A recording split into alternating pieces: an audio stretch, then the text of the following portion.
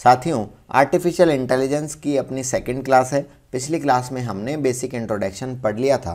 थोड़ी एक कदम और आगे बढ़ाते हुए पहले तो रिवाइज कर लेते हैं इसको, जो इम्पोर्टेंट बातें हैं और क्वेश्चन जो बन सकते थे पिछली क्लास में जो अपन ने पढ़े थे। इंटेलिजेंस की परिभाषा क्या होती है, आर्टिफिशियल इंटेलिजेंस हम किसको कहते हैं, किस तरीके से हम कंप्यूटर्स को एज ए इंटेलिजेंट सिस्टम बनाते हैं जो अपने एनवायरनमेंट के अनुसार ढालते हुए एक्शंस लेते हैं। और ये जो हमने पिछली क्लास में पढ़ा था कि हमें आर्टिफिशियल इंटेलिजेंस को वैरायटी ऑफ पर्सपेक्टिव्स या अपन कहें जहाँ पर वो उपयोग में ली जा रही है उसके अनुसार इसकी परिभाषाएं जो है थोड़ी थोड़ी अलग हो सकती है। बाकी मेन कंसेप्ट इसके अंदर सेम ही रहता है। अगर हम कहें कि एआई एक बिजनेस पर्सपेक्टिव से देखें तो एक बिजनेस पावरफुल टूल के रूप में समझा जा सकता है जो बिजनेस की प्रॉब्लम्स को सॉल्व करने के लिए कुछ मेथड्स इसके अंदर होते हैं। ये पिछली क्लास में अपन डिटेल से पढ़ चुके हैं। आर्टिफिशियल इंटेलिजेंस को एक साइंस भी कहा है, इंजीनियरिंग भी कहा है। अब ये साइंस और इंजीनियरिंग की हेल्प से हम कंप्यूटर्स प्रोग्राम्स बनाते हैं, स्पेशली इंटेलिजेंट कंप्यूटर प्रोग्राम्स। अब ये जो वर्ड आता है इंटेलिजेंट, इंटेलिजेंट का मतलब क्या होता है, समझदार कंप्यूटर प्रोग्राम्स जो कुछ ना कुछ अपने एनवायरनमेंट के अनुसार जो है चीज़ों को एब्जॉर्ब करके उसके अकॉर्डिंग सिचुएशंस के अकॉर्डिंग क्या कर पाए, चेंज कर पाए और एक्शन ले पाए। अब जब मैंने बोला है एक्शन ले पाए तो यहाँ पर जो ये एक्शन लेने का काम, एक्ट करने का काम, कुछ स्पेसिफिक गोल होगा, उसके अनुसार अचीव करने के लिए उस पर्टिकुलर गोल को जो सिस्टम काम में लिया जाता है उसे हम क्या कहते हैं, एजेंट के नाम से जानते हैं, जो अपनी इस पर्टिकुलर क्लास की शुरुआत में अपन पढ़ेंगे। तो एक बार मैं आपको वापस लेके चलता हूँ। जब हम कोई भी डिसीज़न लेते हैं आर्टिफिशियल इंटेलिजेंस में, डिसीजन लेने के लिए कुछ ही प्रॉब्लम को हमको सॉल्व करना होगा। अब प्रॉब्लम सॉल्व करने के लिए नॉलेज की आवश्यकता, नॉलेज की कुछ विशेषताएं, प्रॉपर्टीज़ होती हैं। इन प्रॉपर्टीज़ के आधार पर हम नॉलेज को रिप्रेजेंट कर सकते हैं डिफरेंट वेज़ के अंदर। ये 4 हमने पिछली क्लास में पढ़े थे। और आर्टिफिशियल इंटेलिजेंस की जो टेक्निक्स होती हैं, search, use of knowledge and abstraction, ये हम पिछली क्लास में पढ़ चुके हैं। क्लासिफिकेशन की बात करें, एआई को हम 3 भागों में विभाजित करके पढ़ते हैं, वीक एआई, स्ट्रॉन्ग एआई और इवोल्यूशनरी एआई। इनको हम पिछली क्लास में पढ़ चुके हैं, संभावित प्रश्नों पर भी चर्चा करी थी।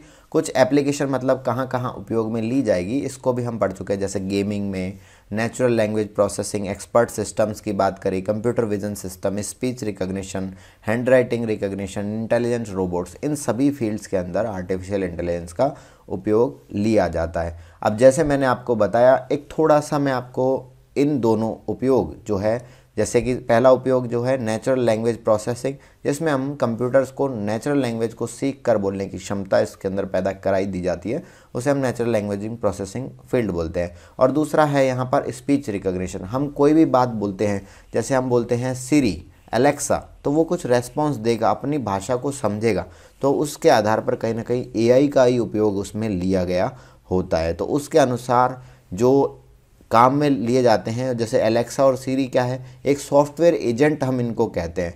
तो सॉफ्टवेयर एजेंट में जो ये एजेंट वर्ड है, इसका मतलब एक सिस्टम होगा जो एनवायरनमेंट के अंदर होगा, एनवायरनमेंट को परसीव करने की इसके अंदर कैपेबिलिटी होगी, एनवायरनमेंट के अनुसार एक्ट करने की यहाँ इसके अंदर कैपेबिलिटीज़ होगी, कुछ स्पेसिफिक गोल्स होंगे इसके जिनको इनको अचीव करना होगा। इसको हम क्या कहते हैं, एक सिस्टम, जिसे हम एजेंट के नाम से जानते हैं। जो वर्ड आता है ना सर, सिस्टम, जो सिस्टम एनालिसिस एंड डिज़ाइन वाली क्लास में मैंने बताया था कि सिस्टम का जो वर्ड लिया गया है सिस्टमा से लिया गया है, और सिस्टम की परिभाषा भिन्न भिन्न सिस्टम्स के अनुसार अलग अलग हो सकती है। यहाँ पर कंप्यूटर में स्पेशली आर्टिफिशियल इंटेलिजेंस फील्ड के अंदर सिस्टम की परिभाषा के अंदर देखें तो एआई को हम जो एजेंट हैं उसको भी हम एक सिस्टम कह रहे हैं। तो उस चीज़ से आप लिंक करिए, क्योंकि सारी सब्जेक्ट्स आप ही को पढ़नी है। तो इसके आधार पर जो सिस्टम हम कहेंगे तो इंटेलिजेंट एजेंट को एक एज ए कह सकते हैं कि सिस्टम होता है जिसके अंदर एनवायरनमेंट से के अंदर ये रहता है और उसके अनुसार जो है परसीव करता है ये, और परसीव करने की कैपेबिलिटीज़, एक्ट करने की कैपेबिलिटीज़, चेंजेस आते हैं उनको ढाल कर उसको जो है एक्शन लेने की कैपेबिलिटीज़ इनके अंदर रहती है। इन्हें हम एजेंट्स के नाम से जानते हैं। तो नेक्स्ट हेडिंग के रूप में आप डालिए, यहाँ पर ऑलरेडी लिखा हुआ है इंटेलिजेंट एजेंट, आज अपन इस क्लास में पढ़ेंगे। तो जैसे मैंने आपको बताया, इंटेलिजेंट का मतलब है कुछ ना कुछ इसके अंदर स्पेशल बात हो गई भाई। इंटेलिजेंट ये रहेगा, एजेंट ये रहेगा। एजेंट वर्ड से आप अपने आसपास में जो एजेंट्स रहते हैं, जैसे ह्यूमन एजेंट किसी न किसी प्रोसेस को ईजी करा देते हैं और कहीं ना कहीं अपना काम आसान बना देते हैं, बीच की कड़ी का काम करते हैं और कहीं ना कहीं एनवायरनमेंट में अपन को जो भी सिचुएशन आ रही है उस सिचुएशन को जो है एक्शन, हाँ उसके पास में कुछ एक टारगेट, कुछ गोल्स रहेगा, उसको आसान करते हुए, उसको अगर कोई बदलाव भी आ रहा है तो उसके अंदर ढालते हुए, सिचुएशन को हैंडल करते हुए एक इंसान के रूप में वो काम करता है, जिसे हम एजेंट कहते हैं। आप प्रॉपर्टी एजेंट्स के रूप में सुने होंगे। अगर मान लीजिए एक पर्टिकुलर हम कहें रियल इस्टेट एक एनवायरनमेंट अगर अपन समझे, ये जो है समझने के दृष्टिकोण से एग्जांपल दे रहा हूँ कि जब भी आप समझेंगे आपके ऑप्शन में दिखा देगा इंटेलिजेंट एजेंट, तो थोड़ा सा एक आइडिया लग जाएगा कि हमने कुछ ऐसा पढ़ा था जिसे हम रिकॉल आसानी से कर सकते हैं। तो यहाँ पर रियल इस्टेट जो इंडस्ट्री है या अपन कहें रियल इस्टेट के अंदर जो एजेंट्स रहते हैं वो क्या करते हैं, वो हमें प्रॉपर्टीज़ को क्या करते हैं, वो वहाँ पर ट्रांजैक्शन कराते हैं बायर और सेलर के मध्य। अगर कोई बदलाव आता है तो थोड़े बहुत उसके अकॉर्डिंग वो चेंजेस कर देते हैं और चेंज के अकॉर्डिंग जो है यहाँ पर स्पेसिफिक उनका गोल रहता है, उसको अचीव करते हैं। तो इस तरीके से अपन कहें कि कंप्यूटर के अंदर जब आर्टिफिशियल इंटेलिजेंस की बात आए तो 4 चीज़ें आपको ध्यान में रखनी है कि यह एक सिस्टम होता है। तो इंटेलिजेंट एजेंट क्या होता है, तो इंटेलिजेंट एजेंट की तो बात छोड़िए, यहाँ पर जो एजेंट होगा वो एक तरीके का यह एक सिस्टम होता है।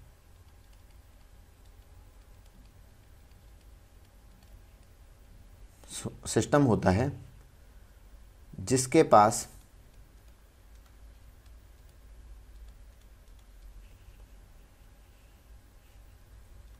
एनवायरनमेंट को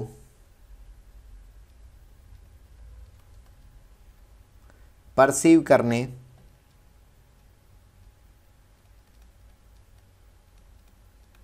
तथा एनवायरनमेंट में आए बदलाव के अनुसार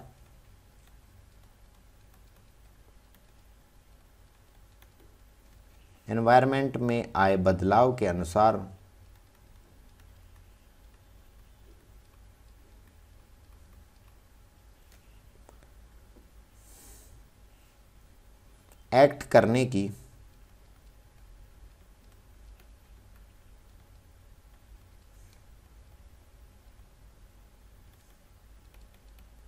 कैपेबिलिटीज होती हैं तथा जो सेकंड पॉइंट जो अपन लिखेंगे यह है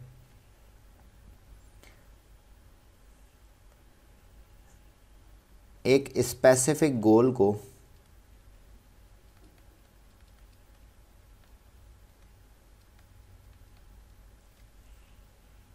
अचीव करता है।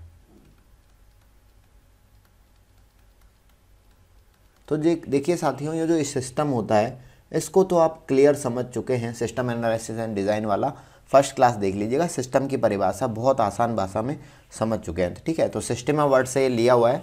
ठीक है, तो वो चीज़ें अपन उस क्लास से रिलेट कीजिएगा, क्योंकि वर्ड तो ये जो है लिया कहीं ना कहीं से इस एनवायरनमेंट के अनुसार है, एआई के अनुसार है, तो यहाँ इसके दृष्टिकोण से पढ़ रहे हैं, बाकी चीज़ें जो है वो फिक्स है। ठीक है, तो स्पेसिफिक गोल को अचीव करने के लिए एनवायरनमेंट से जो है एनवायरनमेंट को प्रिजर्व करने तथा चेंजेस आने की कैपेबिलिटी इसके अंदर होती है। एक तरीके का सिस्टम इंटेलिजेंट एजेंट हम इसे कहते हैं। एग्जाम्पल के रूप में अगर अपन कहें तो कुछ एग्जाम्पल्स के नाम लिख देता हूँ, आसान रहेगा आपको समझना। जैसे कि एजेंट कौन से हैं? Software agent. सॉफ्टवेयर एजेंट्स के अंदर जैसे एलेक्सा का नाम सुना है आपने, या फिर सीरी का नाम सुना होगा। सीरी तो सबने सुना होगा, हाय सीरी, इस तरीके से, ओके गूगल, इस तरीके से अपन कहते हैं। तो ये कुछ सॉफ्टवेयर एजेंट्स रहते हैं। ठीक है, अगर हम उसके अंदर कुछ भी उसके अंदर इनपुट देंगे, इनपुट देने का मतलब है हम जो है कोई बात अपन बोलते हैं, जैसे अपन कहते हैं okay Google please play this song. ठीक है, तो वो कोई भी सॉन्ग को चला देता है उस तरीके से। अब अकॉर्डिंग टू यहाँ पर उस एनवायरनमेंट के अनुसार कोई बदलाव आते हैं, कुछ चेंजेस आते हैं, तो उसके अकॉर्डिंग एल्गोरिदम्स वगैरह काम करती हैं इसके अंदर। तो इस तरीके से हम एजेंट्स जो है उपयोग में लिए जाते हैं। और यहाँ पर देखिए, ये तो हम एक तरीके से, ये तो हम जो सीरी वगैरह बोलते हैं सॉफ्टवेयर एजेंट्स, तो इसमें क्या होता है, जैसे मैंने आपको बताया था कि भाई यहाँ पर स्पीच रिकॉग्निशन फील्ड के अंदर एआई उपयोग में ली जाती है। तो जो अपन बोलते हैं उसको पहचानेगा, तो कहीं ना कहीं आर्टिफिशियल इंटेलिजेंस का रोल रहता है। इसके अंदर जो हम उपयोग में ले रहे हैं, अभी तो माइक्रोफोन से वो चीज़ें सुनता है, ठीक है, बट अगर मान लीजिए कहीं ऐसी चीज़ आ गई जहाँ पर टेम्परेचर मेज़र करना होगा तो वहाँ पर टेम्परेचर सेंसर लगेगा, तो ये कुछ सेंसर से भी कम्युनिकेट करता है। तो इस तरीके से हम कहें तो ये जो एनवायरनमेंट से इंटरेक्ट और कहें बदलाव करने के कैपेबिलिटीज़ रखते हुए एक सिस्टम यहाँ पर होता है। अब एक डायग्राम से आपको समझा देता हूँ कि बाद में जब आप देख के जाएंगे इस PDF को तो समझ पाएंगे कि भाई किस तरीके से मैंने आपको बताया था। तो सबसे पहले यहाँ पर मैं आपको एक एनवायरनमेंट बना देता हूँ कि सपोज कीजिए सर ये एक अपना एनवायरनमेंट होगा, तो मैं यहाँ पर लिख देता हूँ एनवायरनमेंट।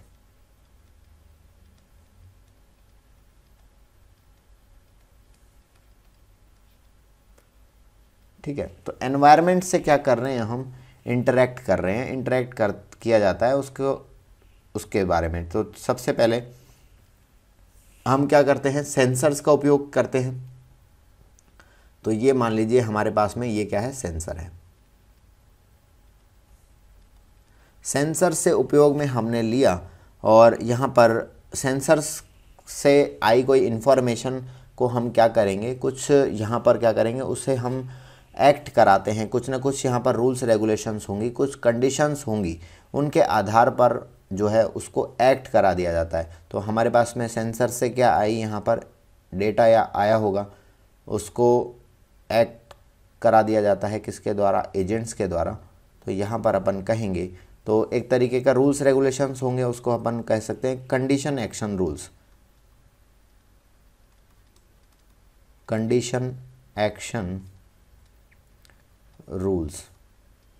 कंडीशन एक्शन रूल्स के अनुसार जो एक्चुएटर्स होते हैं वो काम करते हैं।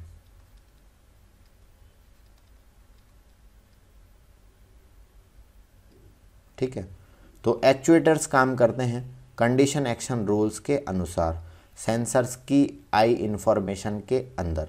तो ये जो सारा काम किया जाता है इसके लिए हमारे पास में एक सिस्टम होना चाहिए। तो हम ये कलर चेंज करके एक सिस्टम बना देते हैं कि भाई ये पूरा एक क्या है, हमारे पास में एक यहाँ पर सिस्टम हो गया। तो जैसे मैंने आपको बताया कि एजेंट क्या तरीका होता है, एजेंट एक तरीके का सिस्टम होता है। तो ये अपना हो गया एजेंट। एजेंट के अंदर सेंसर्स की हेल्प से आए हुए इनपुट को हम कंडीशन एक्शन रूल्स के अकॉर्डिंग जो है एक्चुएटर्स के द्वारा अपन क्या करते हैं, इंटरेक्ट कराने का काम करते हैं। तो इस तरीके से ये क्या है, यहाँ पर कंडीशन एक्शन रूल्स है, कुछ रूल्स रेगुलेशंस होंगे। अब यहाँ पर सेंसर्स से आई जो इन्फॉर्मेशन को क्या करना होगा, यहाँ पर अपडेटेड इन्फॉर्मेशन आई है, मान लीजिए सेंसर्स बार बार में उपयोग लिए जा रहे हैं, तो उसके अकॉर्डिंग क्या आती है, यहाँ पर इन्फॉर्मेशन आती है।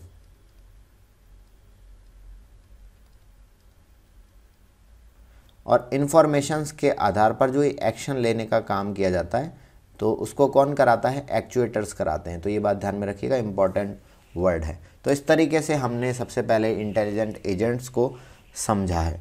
अब जो आपको जैसे इंटेलिजेंट एजेंट में भी यहाँ पर दो तरीके से हम पढ़ते हैं, मोस्ट इम्पॉर्टेंट, वैसे बहुत सारे होंगे बट हम इतना डिटेल से नहीं जाएंगे। सबसे पहला आता है, हम एजेंट्स के अंदर भी परिभाषित करते हैं एजेंट को। तो पहला आता है यहाँ पर रेशनल एजेंट, या फिर अपन कहें इसको हम कह देते हैं आइडियल रेशनल एजेंट। तो हेडिंग डाल लीजिए, ये अपन समझते हैं होता क्या है। पहला है आइडियल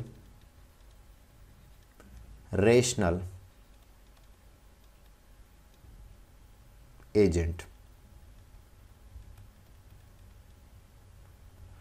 आइडियल रेशनल एजेंट जो होता है, आइडियल का मतलब क्या होता है, जैसे अपन कहें एक पॉजिटिव वर्ड है, ये पॉजिटिव वर्ड है कहीं ना कहीं आइडिया। इससे आप जब एग्ज़ाम में देखेंगे इस तरीके का तो मैं आपको एक ट्रिक बता दूंगा, उससे आसानी भाषा में आप समझ पाएंगे और इस तरीके से अपना जो जिस्ट है और इस क्वेश्चन को करेक्ट करके आएंगे।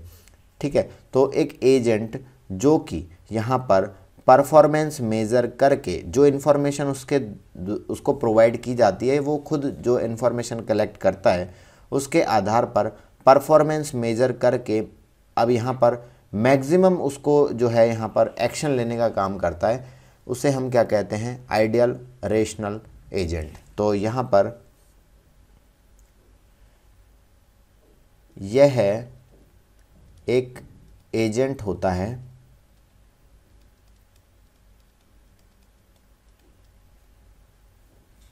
जो कि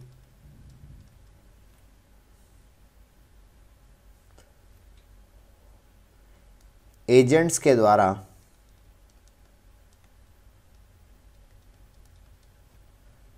प्रोवाइडेड इंफॉर्मेशन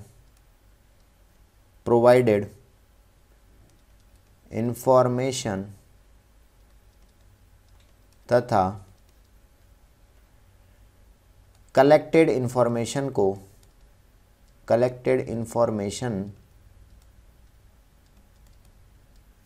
के आधार पर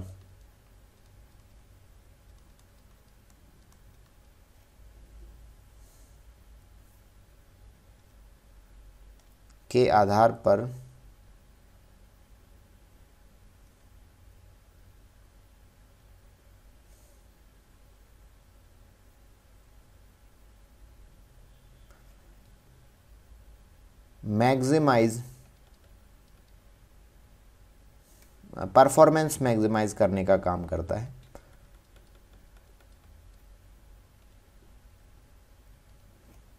परफॉर्मेंस मैक्सिमाइज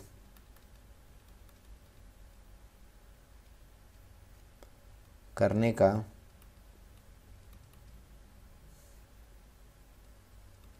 कार्य करता है।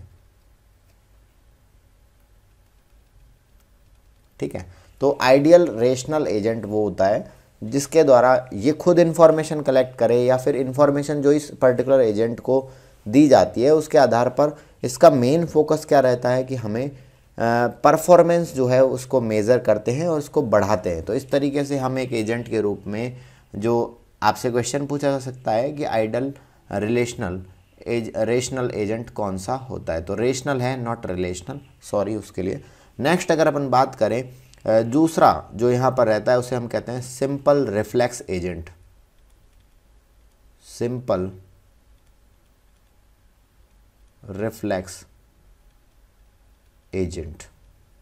सिंपल रिफ्लेक्स एजेंट का कार्य क्या होता है, इसके नाम से ही थोड़ा बहुत आप आइडिया लगा सकते हैं, जो कि ये क्या कर रहे हैं, रिफ्लेक्स करने का काम करता है। कहने का मतलब ये मैप करेगा परसेप्शन को, जो परसेप्शन जो एनवायरनमेंट के अनुसार परसेप्शन जो बदलता रहता है उसको मैप करके एक्शन लेने का काम जो एजेंट करवाता है उसे हम सिंपल रिफ्लेक्स एजेंट कहते हैं। तो एनवायरनमेंट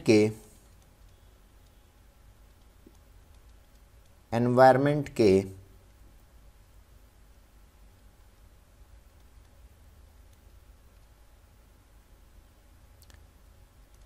परसेप्शन के अनुसार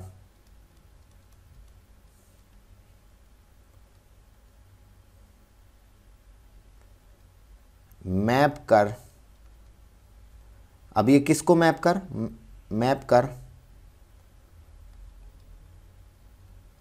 परसेप्ट से एक्शन में बदलने का कार्य करता है। ठीक है, अभी तक तो क्या है, बहुत सारे एनवायरनमेंट के अनुसार क्या होते हैं, परसेप्शन आते हैं। परसेप्शन के अंदर से कौन सा एक्शन लिया जाएगा इसका निर्धारण करना एक एजेंट, एक सिस्टम जो होता है उसे हम सिंपल रिफ्लेक्स एजेंट कहते हैं। ठीक है, तो इस तरीके से आप इसमें थोड़ा सा आइडिया लगा सकते हैं। ठीक है, तो इसके अंदर देखिए दोनों चीज़ें मैंने आपको बता दी है जो इम्पोर्टेंट थी, आइडियल रेशनल सॉरी, और दूसरा सिंपल रिफ्लेक्स एजेंट। तो रेशनल तो फोकस करता है परफॉर्मेंस को बढ़ाने में, और ये फोकस करता है बहुत सारे परसेप्शंस के अनुसार किसको एक्शन में बदला जाए उसके अनुसार। तो दो हमने यहाँ पर समझ लिए। जब बात आती है सर यहाँ पर हम कोई एक्शन लेते हैं तो उसके आधार पर हम कहेंगे कि कुछ ना कुछ एक्शन जो लिया जाएगा कुछ फंक्शंस की हेल्प से लिया जाएगा। तो फंक्शंस के अंदर क्या क्या रहते हैं, कुछ रूल्स रेगुलेशंस रहेंगे, कुछ स्टैटिक रूल्स रहेंगे। स्टैटिक रूल्स को लिया जाएगा किसके अंदर, किसके अनुसार, कंडीशन एक्शन रूल्स के अनुसार। ठीक है, कुछ स्टेट्स रहेंगी, स्टेट्स के अंदर जो इनपुट आई है उसके अनुसार वो बदलती रहेंगी। तो इस तरीके से यहाँ पर इन सब चीज़ों की जानकारी कौन रखता है, सिंपल रिफ्लेक्स एक्शन एजेंट के रूप में रखता है। ठीक है, तो जब मैंने आपको बताया कि एनवायरनमेंट के अनुसार जो जानकारियाँ आती रहती है उनके अनुसार जो है ये बदलाव के अनुसार कुछ अपन कहें डिसीजन लेने का कार्य ये करते हैं। तो जो एनवायरनमेंट के अनुसार बदलाव लेते हैं तो एनवायरनमेंट की भी कुछ फॉलोइंग प्रॉपर्टीज़ होंगी, कुछ विशेषताएं होंगी। तो इसके बारे में अपन अब पढ़ लेते हैं। तो एनवायरनमेंट की कुछ प्रॉपर्टीज़ रहती हैं। तो सबसे पहले आप हेडिंग के रूप में डाल लीजिए प्रॉपर्टीज़ ऑफ एनवायरनमेंट।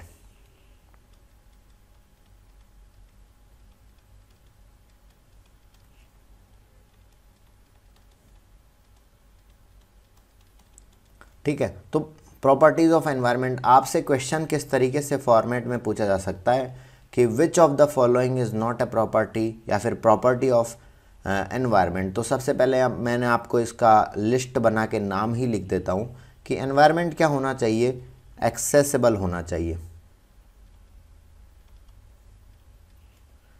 दूसरा, एनवायरनमेंट जो होगा यहाँ पर ऑब्जर्वेबल होना चाहिए, जिसको हम कह सकते हैं ऑब्जर्वेबल। ठीक है, एक मिनट।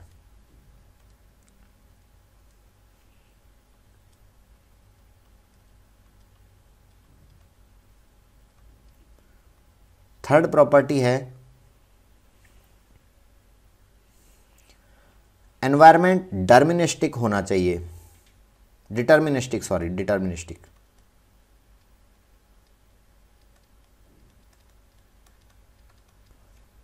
और ये एनवायरनमेंट नॉन डिटर्मिनिस्टिक भी हो सकता है।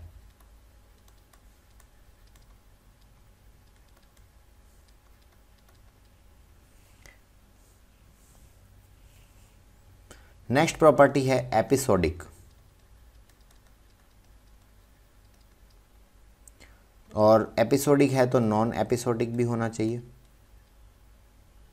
नॉन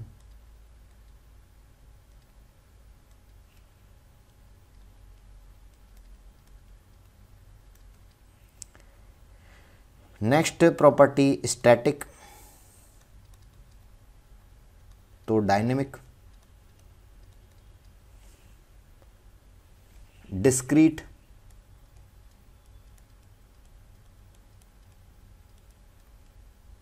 डिस्क्रीट है तो कंटिन्यूस भी होना चाहिए। ठीक है, तो इन सभी को हम विशेषताएं प्रॉपर्टीज़ कहते हैं, सॉरी विशेषता नहीं प्रॉपर्टीज़ कहते हैं इसके अंदर एनवायरनमेंट। तो एनवायरनमेंट की एक एक प्रॉपर्टीज़ के बारे में ज़रूरी जानकारियाँ हम ले लेते हैं। सबसे पहली प्रॉपर्टी हमने पढ़ी थी एक्सेसिबल।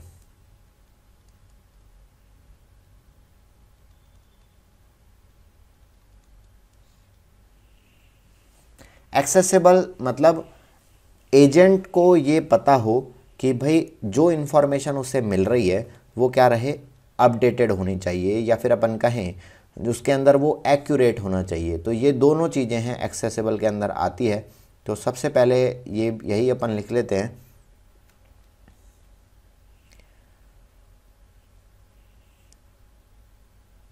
एनवायरनमेंट में एनवायरनमेंट से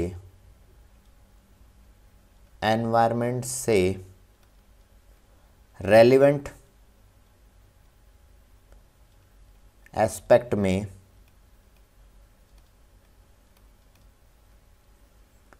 जो इन्फॉर्मेशन मिल रही है,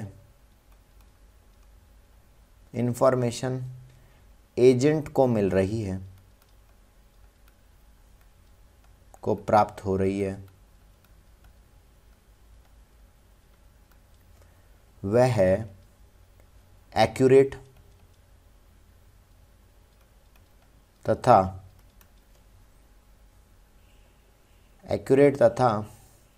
अप टू डेट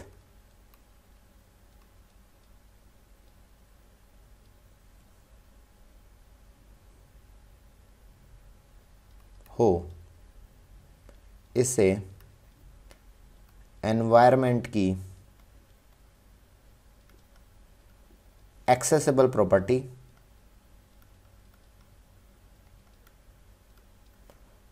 कहते हैं।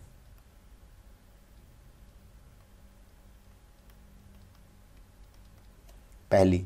दूसरी अगर बात करें तो पहला तो एनवायरनमेंट की एक्सेसिबल हो गई, नेक्स्ट आता है ऑब्जर्वेबल।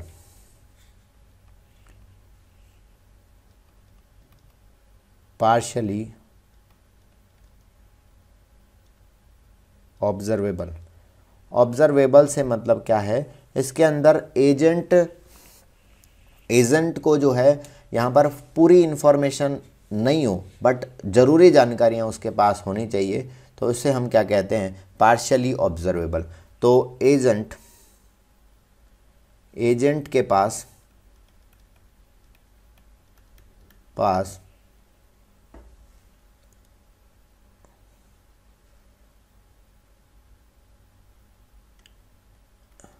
एनवायरनमेंट के सभी एस्पेक्ट की फुल इंफॉर्मेशन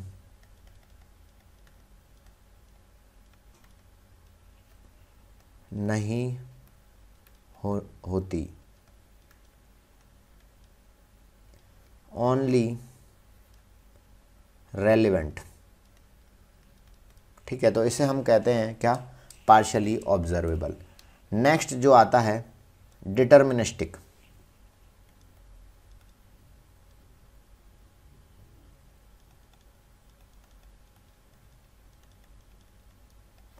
डिटर्मिनिस्टिक का मतलब क्या होगा कि एनवायरनमेंट के पास में जो एक्शन वो लेना है, उसके अंदर जो भी एक्शन वो ले रहा है वो कुछ ना कुछ इफेक्ट वहाँ पर डालेगा, सिंगल गारंटेड इफेक्ट। इसको हम क्या कहेंगे, डिटर्मिनिस्टिक प्रॉपर्टीज़। अब जो है इसके अंदर ऐसा नहीं है कि वो अनसर्टेनिटी के अंदर उसके अंदर डाल दे कि हमने कोई एक्शन तो ले लिया बट वो अनसर्टेन है, उसका जो रिजल्ट है वो जो है इफ़ेक्ट जो लगेगा वो अनसर्टेन है, निश्चित नहीं है, उसको हम क्या कहेंगे, डिटर्मिनिस्टिक। तो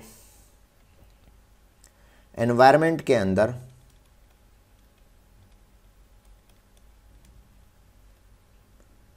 एनवायरनमेंट में लिए गए एक्शन के द्वारा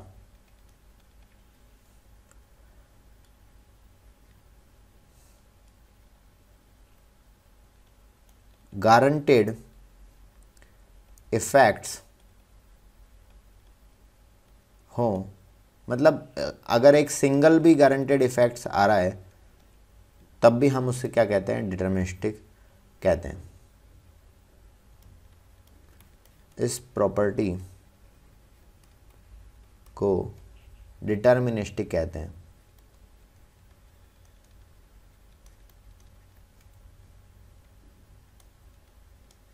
ठीक है, फोर्थ प्रॉपर्टी के रूप में हम जानते हैं यहाँ पर नॉन डिटर्मिनिस्टिक। मतलब क्या क्या चीज़ें हो सकती है, तो नॉन डिटर्मिनिस्टिक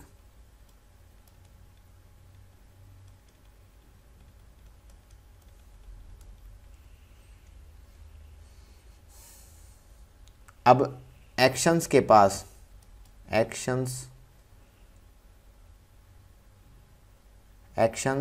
के द्वारा मोर देन वन अफेक्ट होना नॉन डिटर्मिनिस्टिक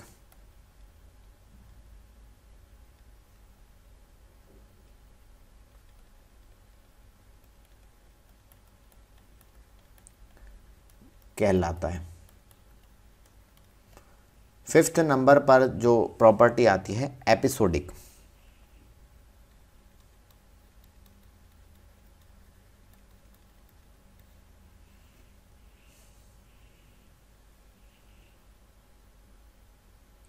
एपिसोडिक का मतलब क्या होता है कि यहाँ पर अलग अलग एपिसोड्स के अनुसार अलग अलग अपन कहें डिस्क्रीट एपिसोड जो अलग अलग होंगे उसके अनुसार यहाँ पर जो एजेंट की परफॉर्मेंस डिपेंड होनी चाहिए अलग अलग। इसे हम कहेंगे क्या, एपिसोडिक। तो नंबर ऑफ डिस्क्रीट एपिसोड के अनुसार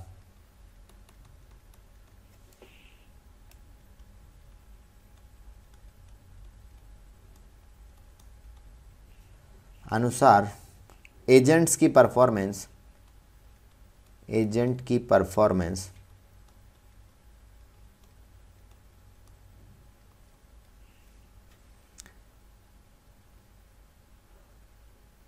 अलग होनी चाहिए। अलग होना एपिसोडिक कहलाता है।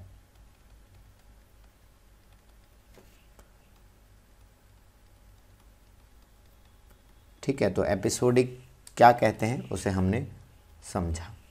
नेक्स्ट आता है नॉन एपिसोडिक।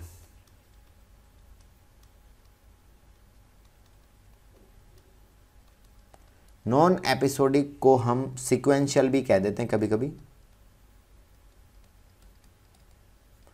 सीक्वेंशियल का मतलब है अगर हम कोई भी एक्शन ले रहे हैं तो फ्यूचर में उसका क्या इफ़ेक्ट रहेगा।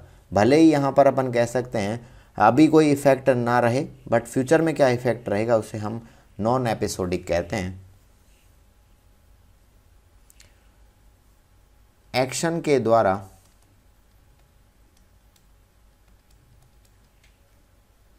फ्यूचर में क्या अफेक्ट्स रहेंगे, इसे नॉन एपिसोडिक कहते हैं। ठीक है, 7 नंबर पर आते हैं अपने प्रॉपर्टी के रूप में स्टैटिक। स्टैटिक का मतलब है ऐसी जो अपन कहें कुछ ऐसे एक्शंस जो हम लेते हैं तो उसके अंदर उन्हीं के अनुसार जो है एनवायरनमेंट में चेंजेस आना स्टैटिक नाम से जाना जाता है।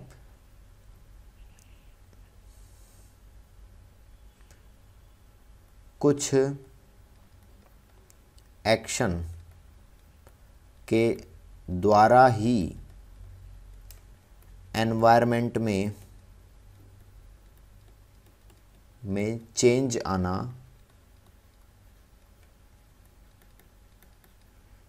स्टैटिक कहलाता है। ठीक है, स्टैटिक अब अपन पढ़ लेते हैं 8th नंबर पर डायनेमिक।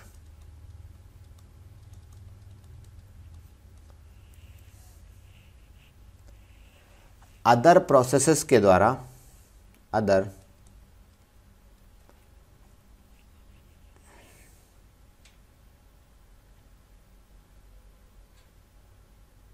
अदर प्रोसेसेस के द्वारा एनवायरनमेंट में चेंज आना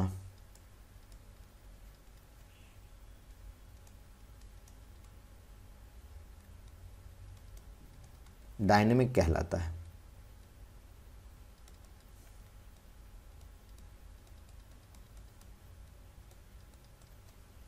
ठीक है, 9th नंबर पर आता है डिस्क्रीट।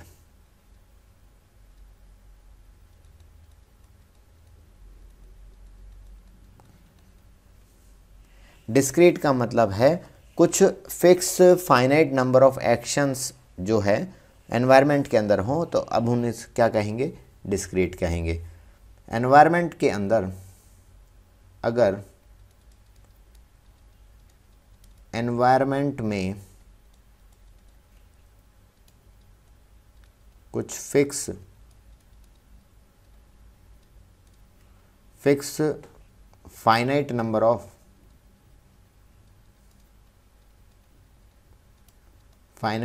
ऑफ एक्शंस होते हैं, तब हम इन्हें डिस्क्रीट कहते हैं।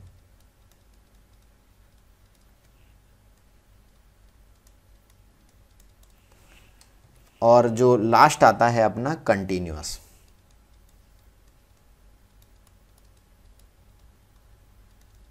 कंटिन्यूअस का मतलब है जो डिस्क्रीट ना रहे, नॉट डिस्क्रीट,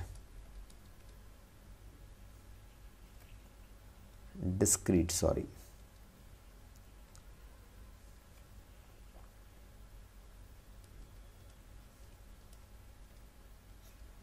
ठीक है, तो इन सभी ये सभी प्रॉपर्टीज़ होती हैं किसकी, यहाँ पर एनवायरनमेंट की। तो इन प्रॉपर्टीज़ को हमने समझा है।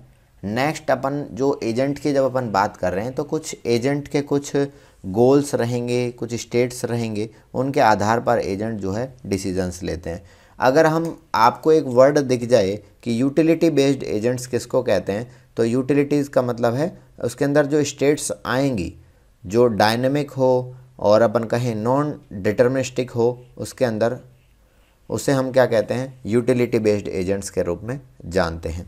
तो यहाँ पर कुछ एक्सपेक्टेड यूटिलिटीज़ होंगी, कुछ स्टेट्स ऐसी होंगी जो फिक्स रहेंगी, कुछ उपयोग उसके फिक्स लिए जाएंगे, उसे हम यूटिलिटी बेस्ड एजेंट्स के नाम से जानते हैं। तो इस क्लास में हमने क्या क्या चीज़ें पढ़ी है, मैं आपको थोड़ा सा समराइज़ करने की कोशिश करूँ तो देखिए साथियों, जब हम आर्टिफिशियल इंटेलिजेंस के बारे में समझते हैं तो जो एक सिस्टम काम करता है, जो एनवायरनमेंट से इंटरेक्ट करने का काम करेगा, उसे हम एजेंट के नाम से जानते हैं। और एजेंट की कुछ विशेषताएं होती है कि यह किसी स्पेसिफिक गोल को अचीव करने के काम करता है और थोड़ी हेल्प करता है। ये बदलाव को एजेंट, एनवायरनमेंट में कुछ बदलाव आ रहे हैं उनके अकॉर्डिंग अपने आप को ढाल के अप्रोप्रिएट एक्शंस लेने का काम करते हैं। इस पर्टिकुलर स्लाइड से जो डायग्राम बनाया है, इससे ये चीज़ें समझी जा सकती है।